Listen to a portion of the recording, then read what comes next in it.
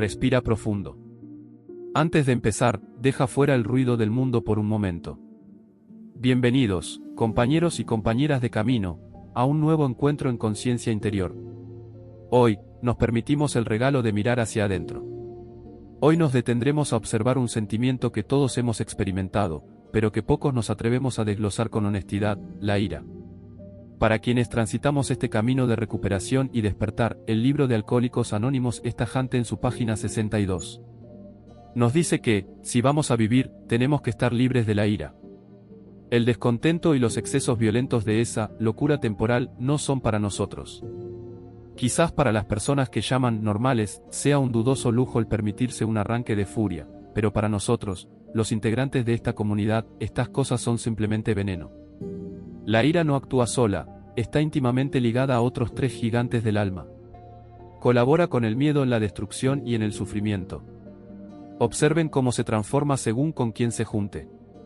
Cuando se liga al amor, nos entrega los celos. Cuando se une al deber, nos regala la intolerancia. Pero su cónyuge preferido, su aliado más fiel, es el miedo. Si el miedo es ese residuo, ese anticipo de muerte que llevamos con nosotros, la ira es la expresión de nuestra protesta vital contra ese vacío. Es el intento desesperado de expulsar un malestar letal, descargándolo hacia el exterior para no morir por dentro. La ambición, el rasgo humano. A menudo confundimos la irritabilidad con la iniciativa. Pero debemos entender algo: no todos los seres irritables son agresivos, pero los agresivos son, por definición, irritables. En nosotros, los seres humanos, la agresividad ha tomado una forma sofisticada debido al desarrollo de nuestra cultura, se manifiesta como el deseo de poder. Por eso, aunque hay muchos animales agresivos, solo del hombre puede afirmarse que es el único animal ambicioso.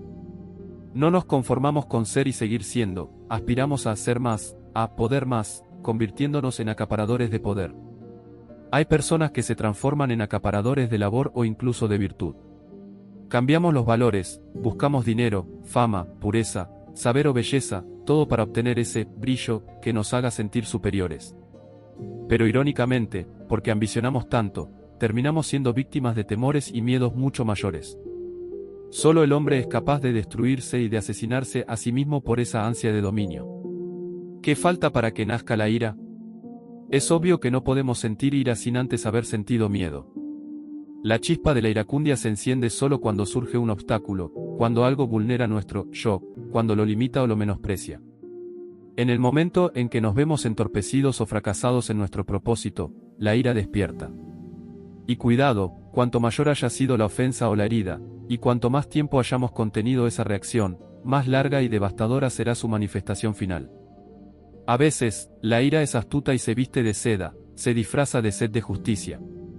Muchas personas se avergüenzan de sentir miedo y luchan por ocultarlo para ser aceptadas socialmente. Pero, ¿se avergüenzan igual de su ira? A menudo confesamos estar enfurecidos y, de inmediato, buscamos justificarlo diciendo que es natural, debido a tal o cual ofensa.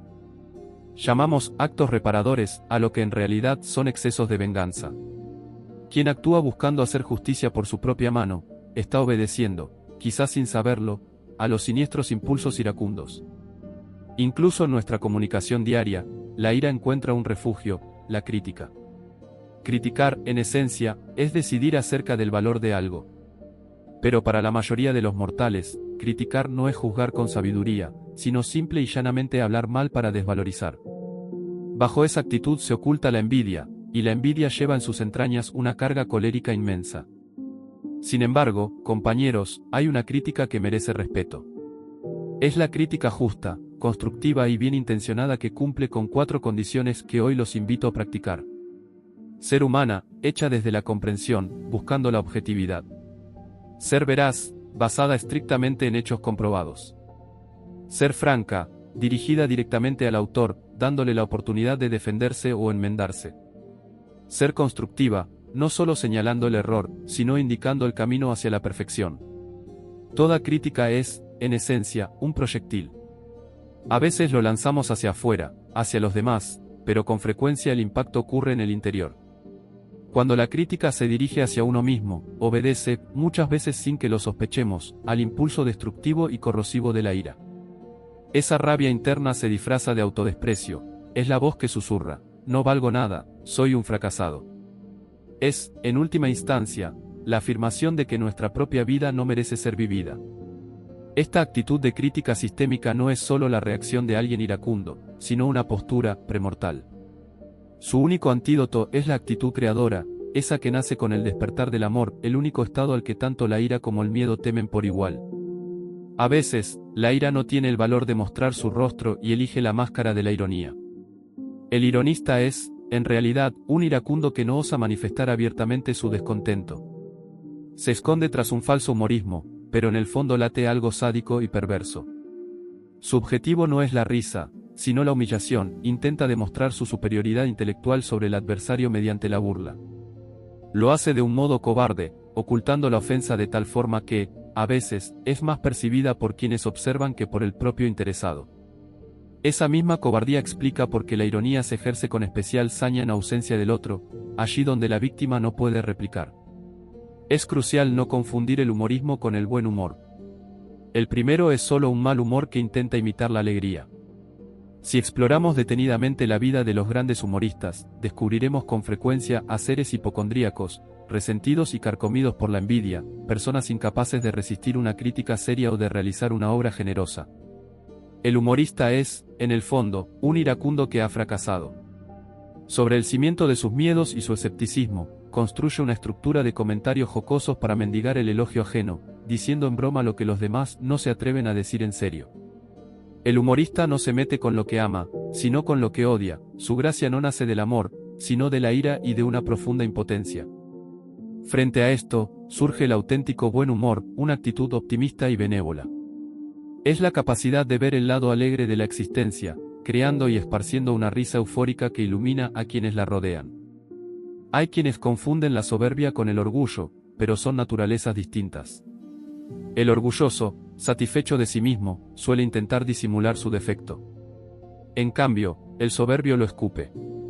Se le reconoce en la voz ahuecada, en los gestos provocativos y en esa actitud despectiva que constituye una agresión previa al ambiente. Sin embargo, el soberbio es un actor. Mientras el orgulloso está seguro de su valor, el soberbio sabe, en su intimidad, que solo está representando un papel. La soberbia es el último grado de un proceso de autogratificación que surge tras una decepción o frustración personal. Si el soberbio habla fuerte hoy, es porque alguna vez quedó mudo. Su actitud es una supercompensación del fracaso que siempre delata la tensión afectiva, el malestar y esa falta de paz que caracteriza la presencia de la ira. Finalmente, llegamos al odio, que no es otra cosa que la cólera guardada. Es una actitud iracunda que se estratifica al no poder descargar sus impulsos destructivos. El odiador almacena este veneno por varios motivos: por la imposibilidad material de alcanzar a quien odia, por el temor a una reacción violenta del otro, o por miedo a la sanción social. Lo cierto es que quien odia siente su vida paralizada. La ira, al no ser descargada, se concentra en la intimidad y provoca un calentamiento progresivo del individuo, que acaba sufriendo las consecuencias de su propio fuego. Solo odiamos cuando la ira no se satisface plenamente. Por eso, el odio hacia un semejante aumenta cuanto más se parece ese otro a nosotros. Los odios más profundos son los que surgen en los círculos más estrechos. El odio se mezcla con todo, con los celos, con la profesión, y divide al mundo entre ricos y pobres, viejos y jóvenes, aptos e ineptos, convirtiéndose en el cóctel emocional más peligroso de nuestra existencia. El odio no es una explosión espontánea, es una construcción, un edificio que levantamos ladrillo a ladrillo sobre los cimientos de la convivencia social y familiar. Para entender su arquitectura, debemos observar los escenarios donde el alma humana se siente más vulnerable: el trabajo y el hogar. Imaginemos una organización donde los pasillos no solo conducen a oficinas, sino a colisiones invisibles. Aquí nace el odio del apto contra el inepto. Este sentimiento germina cuando la estructura social falla y permite que el rango profesional sea una máscara vacía, un título que no se ajusta al valor real de la aptitud. Cuando un profesional capaz ve que su destino depende de alguien que ocupa un cargo por influencias políticas, lazos sociales o simples simpatías personales, se produce la vulneración del yo. Es la chispa de la cólera, el saber que el rendimiento no es la moneda de cambio, sino el favor. Sin embargo, en la habitación de al lado, late un odio más oscuro, el del inepto hacia el apto. Este es un veneno más profundo e intenso porque nace de una verdad irremediable: la superioridad técnica del otro. El inepto sabe, en su fuero interno, que jamás podrá alcanzar esa maestría. Ante esa impotencia, no le queda más camino que la intriga ni otra actitud que el rencor. Para sobrevivir, el inepto racionaliza su odio, convence a los demás, y a sí mismo, de que el profesional apto es un vanidoso o que utiliza su talento como un arma para perseguirlo. Si el odio profesional es una cuestión de justicia, el odio familiar es una cuestión de libertad. Estos resentimientos tienen su raíz en la obligación de querer. Se nos impone, por decreto social, amar a seres cuya única coincidencia con nosotros es compartir una rama en el árbol genealógico. Nadie escoge a sus padres, hermanos o primos, no son impuestos al nacer. Y sin embargo, la familia tiende a funcionar como un régimen absolutista. Bajo la figura de una cabeza de familia que rige los destinos de todos, nacen divergencias irreconciliables. El prejuicio de la obligada subordinación se convierte en el caldo de cultivo para rebeliones silenciosas y odios que duran décadas. Dentro de esta patología familiar, existe un caso arquetípico, la lucha entre la suegra y la nuera. El escenario perfecto para este drama ocurre cuando la suegra es viuda, el marido es hijo único y los tres conviven bajo el mismo techo. En este ecosistema, la suegra siente que su hogar ha sido invadido por una intrusa que le roba su único bien, el cariño del hijo. Al principio, la batalla parece perdida para la esposa, pero la suegra, incapaz de ejecutar una venganza directa, desarrolla un resentimiento refinado. Su odio encuentra una única derivación posible, la crítica de la nueva organización doméstica, disfrazada de ayuda. La infiltración, la suegra acude solícita a reparar las omisiones de la esposa, satisfaciendo los gustos del hijo que la joven aún no domina. La racionalización, bajo la excusa de no querer ser un estorbo, empieza a rivalizar en las tareas de la casa, midiendo fuerzas hasta que el marido admite, implícitamente, que su madre es superior por su mayor experiencia. La ofensiva personal, con el tiempo, los dardos se dirigen a la personalidad de la nuera, a sus vestidos y a cómo distribuye su tiempo. El arma definitiva, el conflicto estalla con el primer embarazo. Al convertirse en abuela, la suegra se siente reforzada en su jerarquía. El nieto deja de ser un bebé para convertirse en un arma estratégica para reconquistar definitivamente al hijo. En esta lucha sorda, el marido, inocente causante del conflicto, acaba aborreciendo su propio hogar, buscando fuera la paz que se le prometió. Pero la nuera no es una víctima pasiva, con su conducta quejumbrosa y sus reproches, pone al hombre en un dilema imposible, ser un mal hijo o un mal esposo. A menudo, él resuelve el problema haciendo ambas cosas a la vez. Esta situación suele desembocar en reacciones pasionales patológicas, ideas de persecución, hipocondría y un malestar constante que asfixia a los protagonistas. ¿Cómo termina este ciclo? Como todo estado pasional, el odio busca preservarse, pero la vida exige cambio. Existen vías para que este veneno desaparezca, y la más efectiva es el desprecio. A través de un proceso de racionalización, llegamos a la conclusión de que el otro no merece nuestro sufrimiento. Al convencernos de nuestra propia superioridad, procedemos a quitarle el precio al enemigo, lo desvalorizamos. Solo entonces es posible el olvido forzado. El elemento de separación se vuelve tan intenso que el recuerdo del otro ya no produce ira, sino una impresión de expulsión, un asco que nos libera finalmente de su peso. El odio no es un destino final, sino un proceso en constante mutación. Cuando el sentimiento de inferioridad o el daño recibido se instalan en el centro de nuestra existencia, el alma busca desesperadamente una salida. Estas salidas, unas destructivas, otras liberadoras, conforman el mapa de nuestras pasiones más profundas. Cuando el odio nos consume, la primera puerta que aparece frente a nosotros es la de la venganza. No es simplemente un acto de violencia, es un intento de reafirmar nuestra superioridad sobre aquello que nos ha herido. Buscamos infligir un sufrimiento que, en nuestra balanza interna, juzgamos igual al que hemos padecido. Vengarse es, en esencia, un intento de retornar al equilibrio tensional que existía antes de la antipatía. Es el deseo de restañar la herida sufrida por el amor propio mediante un acto de reparación. Pero lo más fascinante ocurre antes del acto, en el momento en que el odio da paso al proyecto de venganza, el sujeto empieza a encontrar un consuelo. Empieza a sentirse solidario con su propio plan, lo acaricia, lo mima, y anticipa imaginativamente el placer de su realización. En su fantasía, vive y revive el triunfo sobre el poder odiado. Esa autosatisfacción ilusoria, ese triunfo de ensueño, actúa como un bálsamo momentáneo para su rabia impotente.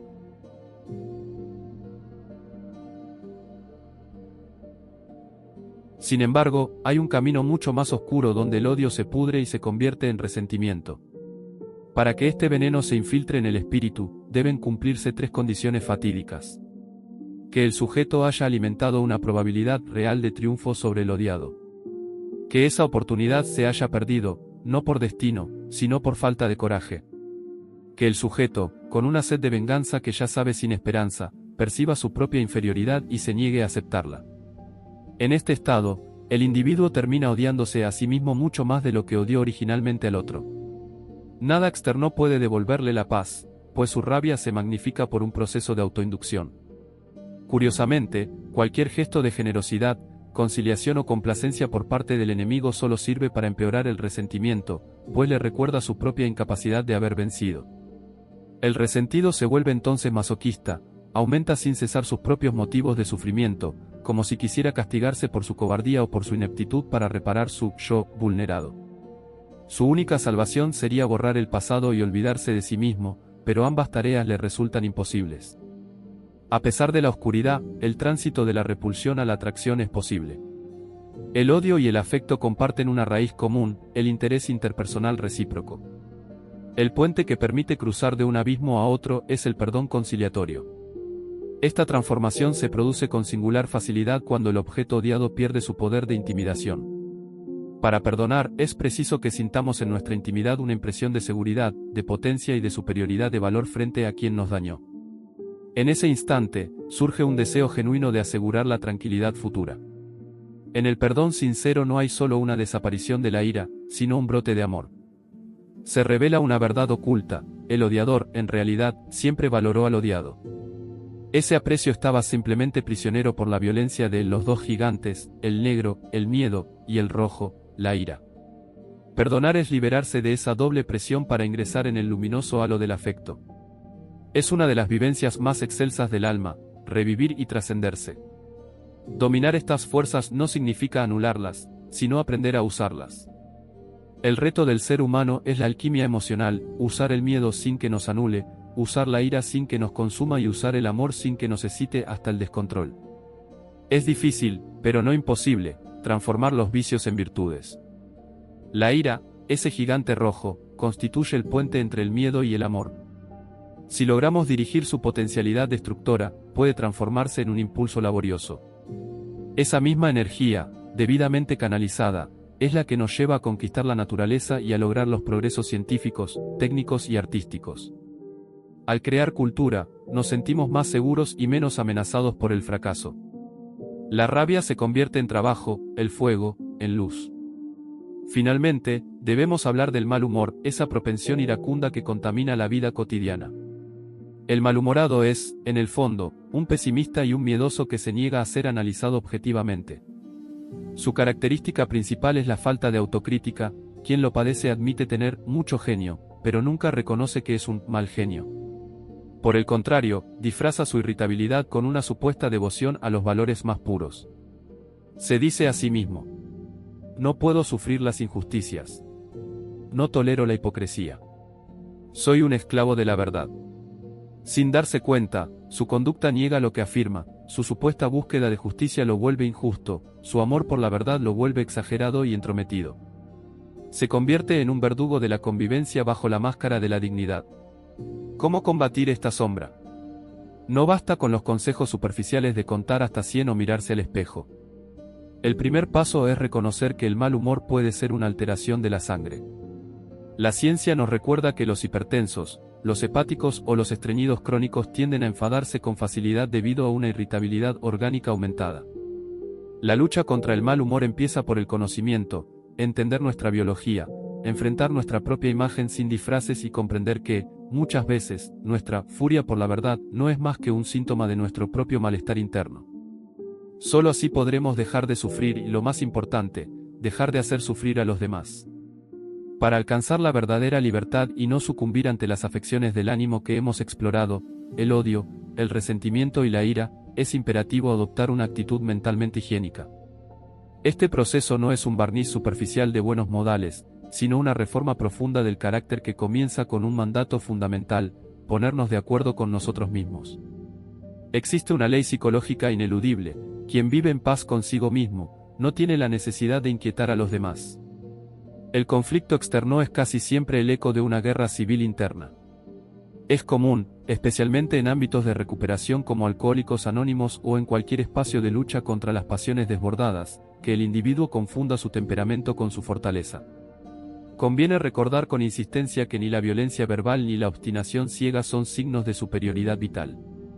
Todo lo contrario, esos estallidos son la prueba flagrante de la inseguridad y la falta de autocontrol. La verdadera potencia humana se manifiesta en el dominio y en la fe en la eficacia propia. Nuestros actos positivos, aquellos destinados a resolver los problemas de la vida, alcanzan su máxima eficacia cuando se ejecutan con serenidad. Mientras menos energía consumamos en los fuegos de la emoción incontenida, en las palabras alternas, los gritos y la gesticulación innecesaria, más fuerza tendremos para transformar nuestra realidad. Es una verdad aceptada que la ira ciega tanto la vista como el entendimiento. Sin embargo, debemos prestar atención a su rostro más sutil, el mal humor. El mal humor es la forma latente de la ira, un estado de irritación constante que se desarrolla sobre un fondo de angustia. Para erradicarlo, no basta con tratar la superficie. Es necesario descender hasta la oscura profundidad del subsuelo individual, allí donde se esconden las inmundicias del pasado y los traumas no resueltos. Es en esa zona abisal donde se alimenta el miedo agresivo y torturante.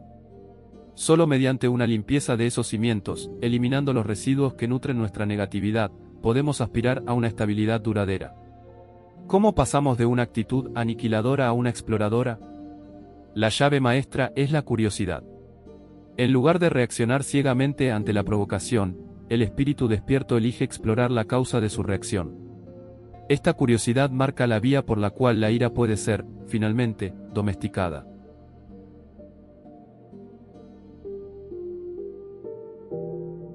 Dentro del camino del autoconocimiento, se descubre que conocer es comprender y comprender es empezar a dialogar.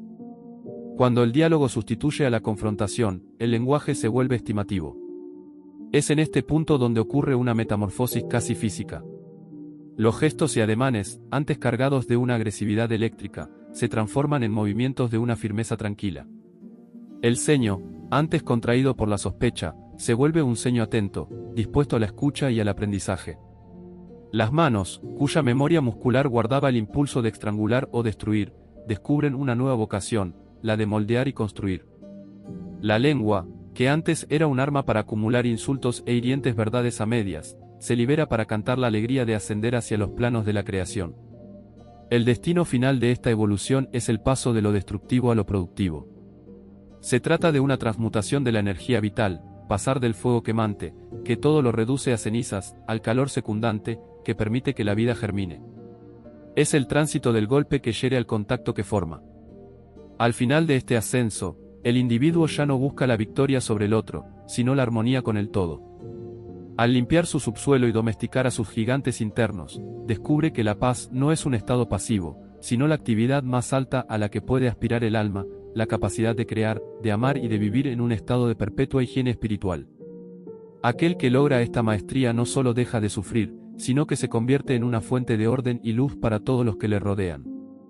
Si estas palabras han encendido una chispa en tu entendimiento o han arrojado luz sobre algún rincón oscuro de tu propia historia, te invito a formar parte de este círculo de crecimiento. Suscríbete para que sigamos explorando juntos las profundidades de la condición humana. Regálanos un me gusta como señal de que este mensaje ha encontrado un puerto en tu mente, y comparte tus reflexiones en los comentarios. Tu voz es el diálogo que transforma la teoría en vida. Nuestra búsqueda no termina aquí, sino que se pausa para dar lugar a la introspección. Nos encontraremos en el próximo capítulo de este viaje. Y mientras tanto, recuerda que cada día es una oportunidad única para la higiene del espíritu y la conquista del yo. Te deseo, desde lo más profundo, que vivas con conciencia, paz y propósito. Felices 24 horas.